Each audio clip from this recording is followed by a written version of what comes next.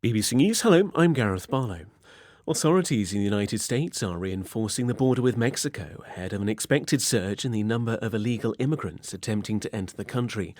COVID-era legislation that allowed for the rapid expulsion of migrants expires on Thursday.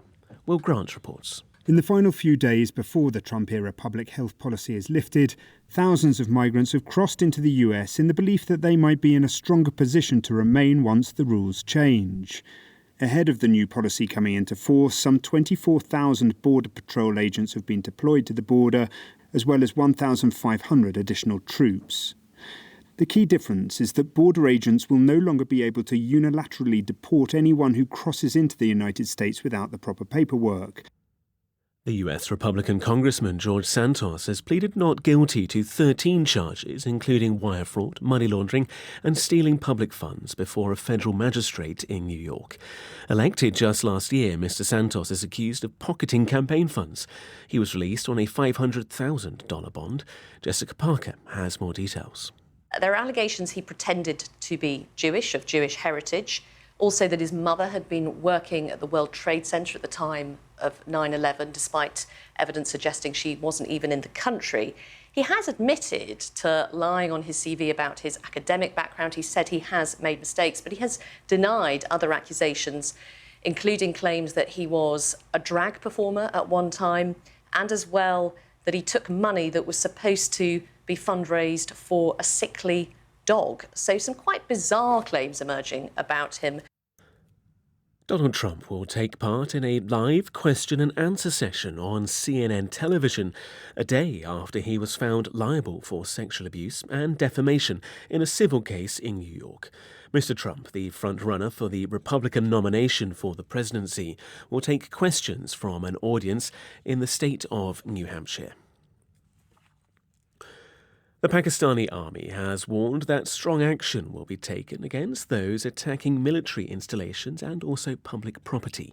It comes after supporters of the former Prime Minister Imran Khan clashed with security forces for a second day over his arrest on corruption allegations. And Barasan Ethirajan reports. Pakistan is facing political and economic turmoil. There have been pitched battles between Imran Khan's supporters and the security forces. A police station was set on fire in the capital, Islamabad. The army is being deployed to maintain order in Punjab and Khyber Pakhtunkhwa provinces. All educational institutions have been shut for the next 2 days in Punjab. Mr. Khan has been remanded in custody for 8 days. He says the corruption allegations made against him are politically motivated. World news from the BBC. Palestinian militants in Gaza have fired more than 300 rockets as Israel continued its airstrikes on the enclave for a second day. The Israeli military says there have been 4 direct hits by Palestinian rockets on buildings inside Israel, where residents have been injured rushing to shelters. 21 Palestinians, including women and children, have died. People have taken to the streets of Guinea to protest against the ruling military junta in the capital, Conakry. Demonstrators clashed with security forces who used tear gas to disperse them. Eyewitnesses said some protesters set up barricades, burned tyres and threw stones at the police. It's the latest in a series of rallies since the government was overthrown in 2021. State prosecutors in Brazil have charged 16 people, including 7 footballers, with match fixing. 13 games are believed to have been affected. Most were played in last year's Brazilian league. Prosecutors from Goiás State allege that players were offered up to $100,000 to commit infractions, which the gang would later bet on. A controversial auction of a collection of designer jewellery owned by an Austrian billionaire has so far raised more than $150 million. The sale has been criticised by Jewish groups. The collection's owner, Heidi Horton, was the wife of a German billionaire who made a fortune operating formerly Jewish-owned businesses acquired in Nazi times. Dr. Shimon Samuels is with the Simon Wiesenthal Center, a US-based Jewish human rights group.